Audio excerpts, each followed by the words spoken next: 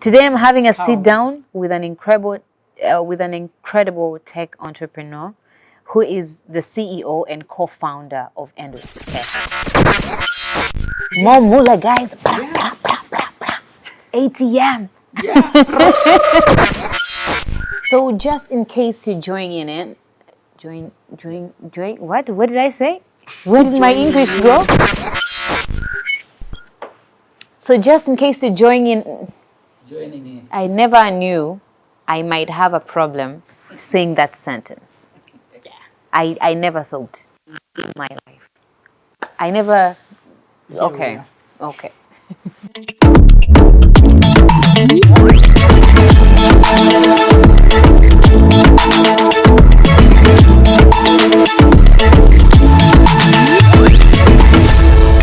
Hi everybody, I am Janeth Mesomapya. I am a journalist based in Dar es Salaam. And welcome to the first episode of Tech Bongo coming to you from Zo Spaces. Zo Spaces is a shared commercial and co-working space located in Makumbusho, Dar es Salaam. Today, I am so excited to have a sit down with a tech entrepreneur, an incredible one, who is also based in Dar es Salaam. He is the CEO and co-founder of Endless Tech. Endless Tech is a software company which creates software solutions for a number of problems here in Tanzania. Stay tuned. Technology is changing things and the world is becoming more technology reliant. Technology has increased connectivity, accessibility, productivity, and it's almost becoming impossible to go about a random day without using any sort of it. The International Data Corporation estimates that the global technology industry is forecast to reach 5.3 trillion US dollars in 2022 of market value. This presents an opportunity to young Africans, and such is the case for a Tanzanian techie, Samson Genya, who is the co-founder and CEO of Endless Tech. Hi, Samson. Hi. Welcome to the show. Thank you. How are you doing? I'm great. Good to have you here. Thank you. It's a pleasure being here. So, welcome to Tech Bongo, the first episode. You get to be the first guest. I am so honored to be the first guy to be featured in Tech Bongo. Thank you so much. And I'm looking forward to everything that we're going to be sharing today. Thank you so much. Yeah. So tell us a bit about yourself and how did you become a techie? Right, that is a very interesting question. And quite frankly, I don't even know where to start. But Start anywhere. whenever I'm asked the question, I usually go back to my parents. They're both accountants by profession, and that means that for a few months of the year, especially when they're closing the books, they're usually very busy. And there's this particular year that my dad came back home earlier than usual, and I had to ask him why did he come early, and he told me that in their office they had this thing called the computer that has taken away and solved half of his time is now free because it has automated the processes. So I became very interested in the computer, and I remember as he was coming out of work at that particular office, they gave him the computer as a gift, and I was 10 years old, and he brought it home. So I was glued to it.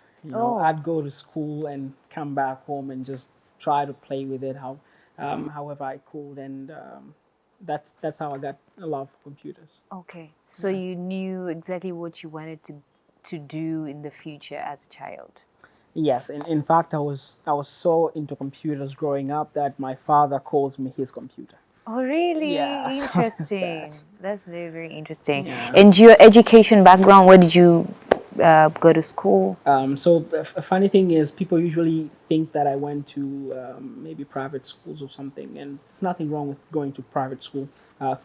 Most of my families actually went to private school, my siblings, but I chose to go to public schools. You chose? I chose. Okay, why? To go to public schools, and my reasoning was simply that I believe that a person can make themselves be who they want to be, regardless of the environment, as long as you're willing to work.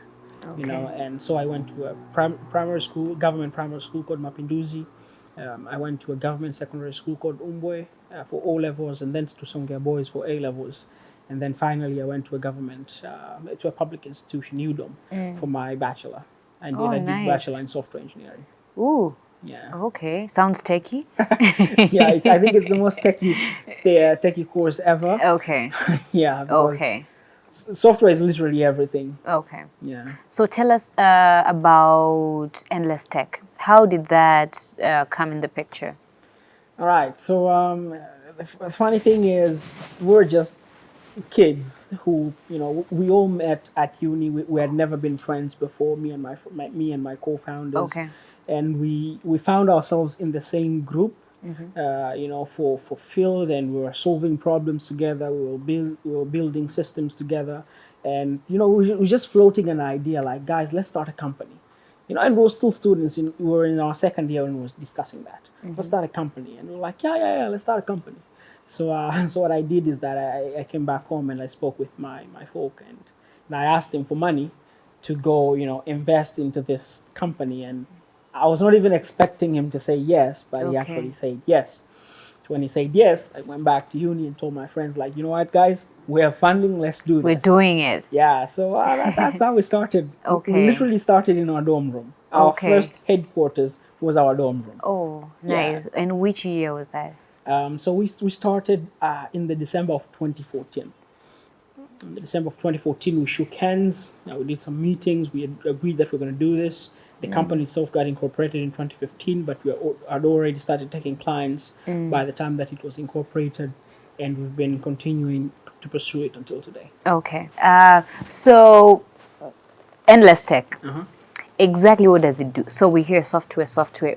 What exactly in software do you do? And which kind of solutions do you provide? All right. So software as a word can be very broad, It is. but as a software company, our main goal is to build solutions in three areas. We build solutions for the web.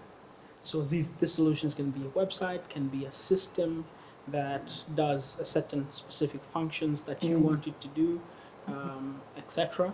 It can be web apps that are automated and have integrations, etc. And then we provide solutions for mobile. So here we're talking about mobile applications, such as Okay. applications that you get and find in the Android phones or in the iPhones. We also provide software for that particular area.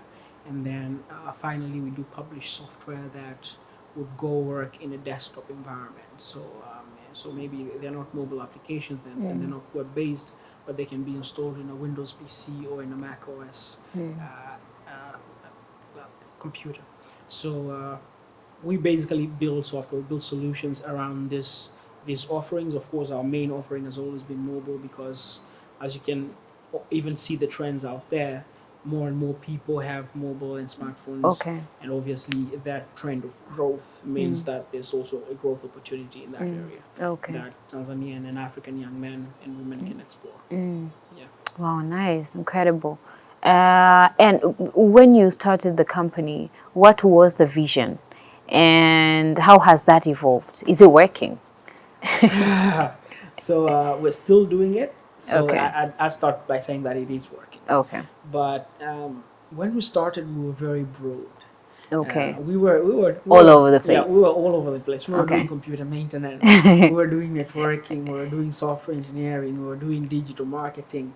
We were doing graphic design. We were like anything that the computer can do. We're gonna do it. Like, Okay. if you want somebody to teach you how to use Microsoft Word, we're your people.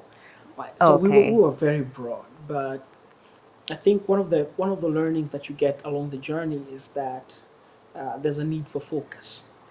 Because Yeah. if you want to have a mark out there, if you want to truly solve problems, then you have to focus as well so that you can become the best in your area, the best in that industry, so that you can also offer the best solutions out there. Okay. So I must say that we have evolved in terms of the vision, but what we still really want is to be a company that builds software solutions that can work anywhere in the sub-Saharan Africa and emerging markets worldwide.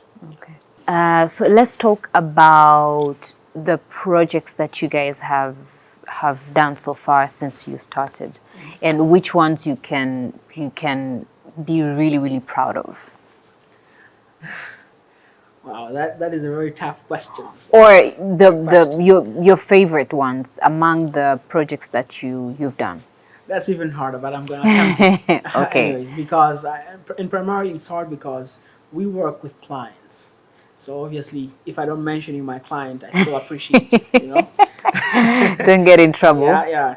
But I think I was very excited, particularly for um, there's a project that we were doing, and we had a chance to collaborate with the Ministry of Water. And basically what the project was doing is that we were trying to bring tech solutions so that people in rural Tanzania can access water at the water points by paying by just contributing small amounts of money via mobile money. So we just automated that process and trying to bring accountability and transparency in terms of the money that was previously collected as cash, 500 per household, to the village chairperson. And we had incredible success in that project in that they had enough money to install other water points. And we saw the access to water in rural Tanzania increase rapidly in the 3 years of that project. And so I think I was really excited because I was seeing real impact that the project was having in the lives of Tanzanians, to the point that actually the government of South Sudan became interested in the project and they wanted it in their country. Wow, So I interesting. was very excited for that particular project. The second Wow. project that really catches me is a project of a client, Copper Gas. Oh yeah? Must be a very Yes, yeah. I know of it. They're I've heard of famous it. people, Yes, yes.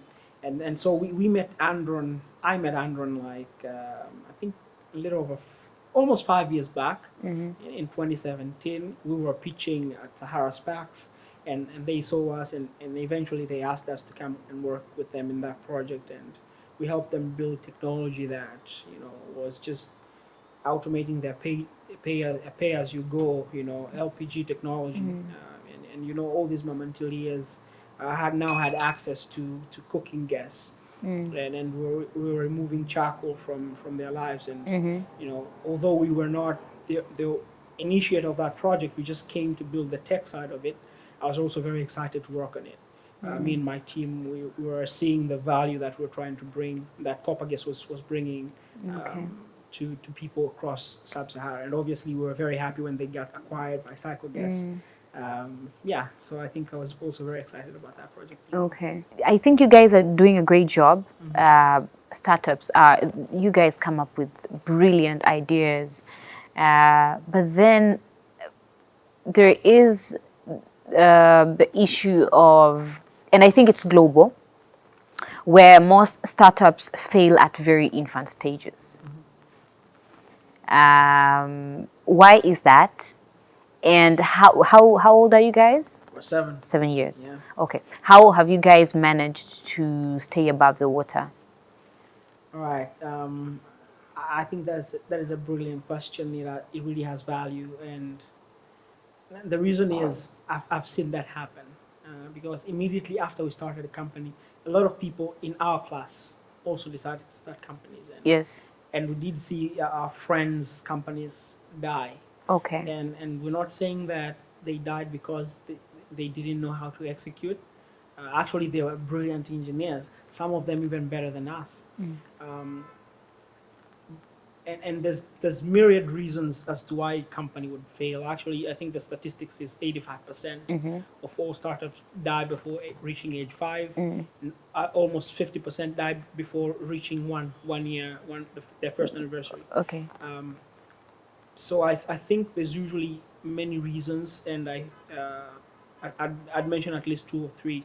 The first one is the one that you already asked me in terms of how our vision was, and I think people usually fail because they're too broad. Okay. They're not specific. They don't have focus. Okay. They're trying to do everything At once. at once in the market, and as long as you're going there spreading yourself too thin, there's very high chance that you're actually going to die. Okay. And of course that is a lesson that we learned the hard way, and we had to adapt very fast, or else we were also going to die. A second problem that I would also like to highlight is that people don't do enough research. We don't know Okay. enough. So you find a company that they know enough to start, but they don't know enough to sustain the company. Oh, that's good. So It's a good one. because you don't know enough to sustain it, it's definitely going to die. Yes. Because people only find information on the surface that, oh yeah, you need to go to Brella, you need to have uh, a TIN number with GRA, and that's it. But it is deeper than that, and people need to know all these intricate workings of a company. What does it take to run it? What does the board do? What are the responsibilities of directors? You know, do we have any fiduciary duties in terms of social security, contracts, employment, and how all that come to work together. So if you're trying to ignore that, either you're going to be a very small company all the days of your life, or you're going to die. But if you need to have growth, then you really must be a person who's willing to learn and to find this right information. Otherwise, you're just going to go bust. Okay. Yeah. And speaking of that, it sounds expensive. You can have the idea on paper, but getting all that done and having some sort of security to keep your company running sounds money, sounds expenses, and it can be expensive. Would you say it takes some really big investment to keep a startup running for as long as you have? Would you say that? I'd say yes and no, and here are my reasons. I'm saying no because we didn't have a huge investment. Okay. Literally, we had a little bit piece of money from our parents, and then we put in our own boom money Okay. to sustain the company. Many a times that month's expenses have been paid by that month's revenue. You Okay. know, it's not like we had this huge investment that gave us a great runway. So you must have a little bit of faith to actually go out there and actually push to make things happen. And yes, because there is actually going to be need for money. You know, you can register a company for free, for instance. Yes. So there's going to be a little bit of money needed, but it's not too much money that uh, any young Tanzanian who has a great idea and a great system and enough information cannot find the money. Okay. You can find the money from your friends, from your family members. You can borrow some of it. Um, I think you can access the little bit of money that is actually Is needed. it safe though to borrow money to start a company, a Again, tech company? again, here's the thing about financing in the tech world. Everybody that is going to bring financing into your idea or into your company usually want to see you have traction. And by this, they mean they want to see at least a little bit of results, Okay. so that they are confident that they can give you the money. So Okay. it is in the same way of borrowing. You can't just go borrow if your idea, for instance, has not been validated. Okay. Because the people out there actually need it.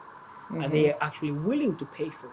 How much are they willing to pay for it? What is the size of that market? So all these things are research that you're supposed to do prior to starting your business. The problem is that we start our business, then we're trying to find out who wants our solution. Okay. Then yeah, it won't work. Okay. Okay. I hear you. I hear you. So just in case you're joining in, welcome. I'm Janeth Mesomapya, and I'm sitting with an incredible Tanzanian techie talking all things technology. He is the CEO and co-founder of Endless Tech, which is a software company based in Dar es Salaam. So, Samson, what are some of the mistakes that you guys did, or lessons that you learned along the way since you started? My mistakes is gonna be a long list, but Let's hear them. yeah, but actually I've done an article where I featured top 5 mistakes that I believe startups across Africa do, because they're the mistakes that we did and we saw most of our friends also do as well. Okay. Um, But I've mentioned already two. There's being too broad. There's the mistake of not knowing enough, and I think another mistake that truly bites startups, and this is something that we did a lot, is pricing. Pricing. Pricing. Okay. And I don't know if I should blame socialism or whatever, but for some reason, people usually price in such a way that you just can't run a business that way. Like it's almost as if you're shooting yourself in the leg. And I remember there was this South African client that we were pursuing, and so we explained to him about all that we're going to build for him, this tech solutions, etc. And then he asked us what is our price, and I very confidently mentioned the price, you know. And he looked at me and he said, off the books, this is something that I'm giving you as an advice. You can never run a profitable and sustainable business with this price. You're going to die. And I'm your client and I'm telling you this. You should be charging. And he mentioned a price that was like, Okay, so what are you saying? What are you saying? I'm Are you saying charging that, too less or too yes, much? I'm saying that young African men and women don't charge enough. Yes, and they don't charge enough and they don't provide value enough Okay, to okay. justify them charging the actual prices that would make their businesses successful. So would you say they're not confident enough of what they're putting out there? The value they're bringing to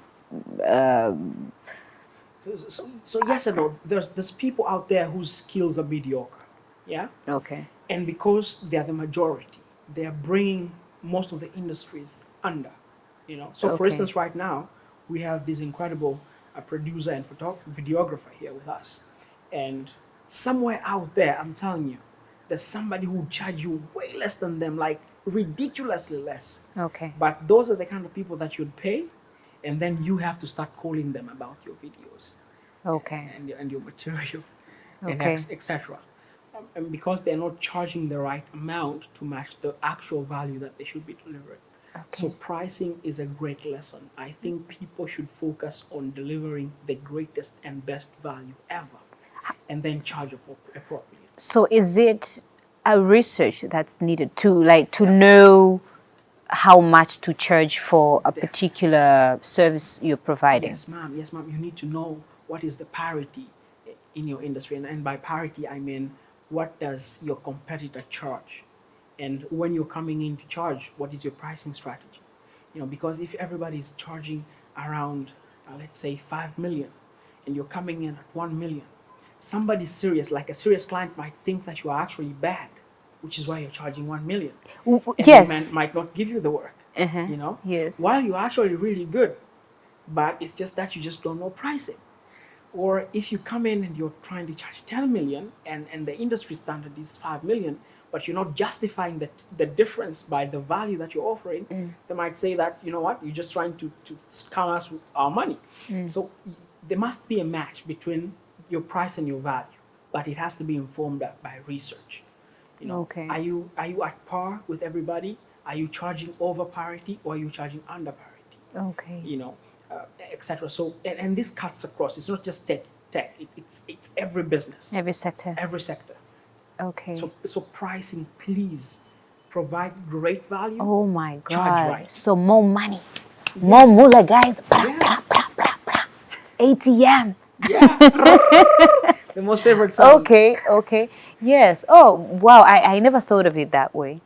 So let's talk a little bit about the TRA ordeal you went through with your team. How was that? And what did you learn from it? So we started a company as four software engineers. You know, none of us had finance background. None of us had a taxation background. We just registered a company and hit the ground running. So you know, we were running the company for a little over 2 years, and you know, one day I'm going to TRA working on our things, and the tax officer is telling me, "You guys have fines. There's something that you've not been doing, and because based on the size of your fines, you should just go see the manager." I'm like, we're only like under 3 years. How much fine can it be? Just giving the bill will pay it. I was given the bill. I was like, okay, let me see the manager. So it was a 50 million. 50? 50 million fine based on something that we were not doing. And That is like like $25,000, 25,000 you know, USDs. Uh-huh. $25,000 in fines, and based on something that we're not doing. And genuinely, we didn't know about the thing. We didn't know about that particular tax. But not knowing is not a Does solution. not exempt Because, you. like I said, not knowing enough is a problem. That is how businesses get killed. So we went to this manager, and he's an old man to be my father. So, I explained everything. We were a student when we started. We didn't know. And he told me, my son, my hands are tied. It is what That it has to is. be paid. Otherwise, like the only route is like you need to write to the commissioner, the whole thing. And if they actually understand, but I can't do anything about it. And so we started processing, trying to find a solution. And just by grace, that's when the Magufuli government came in, and they did a little bit of tax reforms that allowed us a little leg room to get out of those fines. And I mean, the moment we got that letter that, the fines are waived, we paid the principal immediately. And we Okay. hired a tax consultant immediately. Right away. So this is something that I learned, that you can't hide behind that I didn't know. Like, I didn't know I need this It does license. not I excuse didn't know you. I needed this tax. I didn't know to do this. You're supposed to know. Because if you don't know enough, just don't start altogether. Yeah. So I think, and this goes out to any young man, any young woman who wants to start a business, wants to start a company. Uh, Make sure that you know your stuff. And in an area that is not your expertise, ask the experts. Don't be too cheap like us, who are not trying to pay the tax consultants by being the tax consultants ourselves. And then we got ourselves into trouble. If you don't know software, find a software engineer. If you don't know something about media and PR, find the expert. Ask them to actually write you policy for your company, because there's something that the expert knows that you don't. Do not know. That is Yes. why they're called the expert. And pay them. Yes. Yeah. So otherwise, you're gonna find yourself in trouble. I think. Oh man, that's really really dope. That's such a good lesson. Yeah. Yes, yes. Being in the industry for as long as you have been, what would you say are opportunities available for young people in the industry, say for the next 5, 10 years? All right. Brilliant question. So something that I might actually mention right away is the growth. Um, the, the, the, the rate of adoption of uh, mobile phones, and with it mobile money, and with it smartphones in Tanzania is so fast. So I usually check out TCRA reports just to see where we're going as a country. I also check the international data, digital reports, and we're seeing our country that 83% of households have a phone in them. It might be a feature phone, but it's a phone right there. We're talking about 23 million by last year. 23 million people were on the internet. It was just under 50%, and Yeah. we've crossed over 50% this year. Crazy. So things are really going fast, and because we were not tech savvy like 5 years ago countrywide. That means that trajectory is still going up. So there's a great potential for tech solution. There's great potential for you to bring your business to the digital side, to start selling online. For instance, during COVID in other countries out there, e-commerce really boomed. We didn't have a lockdown here, but businesses must be ready. Young people must be ready to start pushing their content, their products, their services online. And how are they embracing technology? How are they embracing the web? How are they embracing newer technologies like blockchain and things like that? And so I think somebody has to be thinking that there's an increase in terms of users of technology. There's increase in terms of need, because the more sophisticated people are, the more they want uh, problems that are solving inconveniences for them. So, for instance, now I'm seeing businesses that are sprouting where you no longer wash your clothes. Somebody picks them up, they wash it Yes. for you, and they bring it back. Yes. And so as more people are growing into that age and into that stage of their lives, more solutions are needed to solve their inconveniences. It could be clothes, it could be delivering food, it could be uh, tutoring their children, it could be driving somebody, it could be buying groceries for them. So the potential is great. That is one. So because the industry is growing, but second is that these urban skills are now actually accessible for anyone. They actually no longer need a bachelor degree. Like literally, I know people who are doctors who have become programmers. Okay.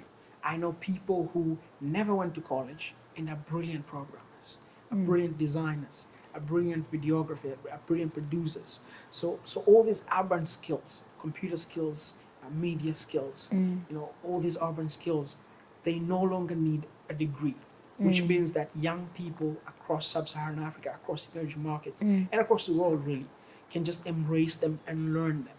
These are learnable skills. At my office, at my company, we usually provide opportunities for interns, for young people to come and learn these skills. And we've met people who have never been, to any college before, and they'd come and they'd be brilliant because these skills are just accessible. So also embrace the fact that as long as you have internet, you can learn these skills.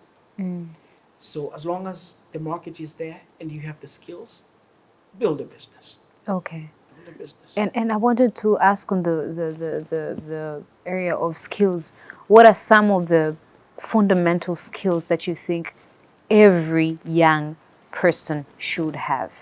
I don't think everybody can have all the skills, but what are the key ones that you need to have to compete in the global market, in whatever you're doing? So something that I usually tell all my interns when they start, and this is something that usually they find surprising, is that I always tell them that the first skill that you need is communication skills. And they're like, you're a software company. Shouldn't you be teaching us programming skills? And I'm saying, yeah, we're going to get to that. I'm going to teach you programming. We're going to get you to be the best mobile, developer or web developer, whatever. But you need to be able to communicate, because out there, you start your own business or you want to get a job, you need to communicate. You need to be able to answer questions. You need to be able to present. You need to be able to listen. You need to be able to understand, to comprehend. So I think life skills are necessary. Interpersonal skills are necessary. Going forward, as more and more things are mechanized and robots are coming in, the human element is what will set you apart. And the human element is the capacity to communicate to an understanding level. So Okay. hone your communication skills, I'd say first. Then get a technical skill. Now these technical skills can be taking pictures as a photographer, can be videos, can be editing, can be script writing, can be copywriting, can be programming. All these are urban skills. Can be, typewriting, can be online support. There's so many people who want to do things online because now the government is doing most of its stuff online. And because they don't have those skills, there's a room for you to come in and do that. Computer skills. Obviously, everybody needs to know how to use a computer. Have just the basic workaround in it, to be able to search online for information, to be able to appropriate that information, to be able to work on a document.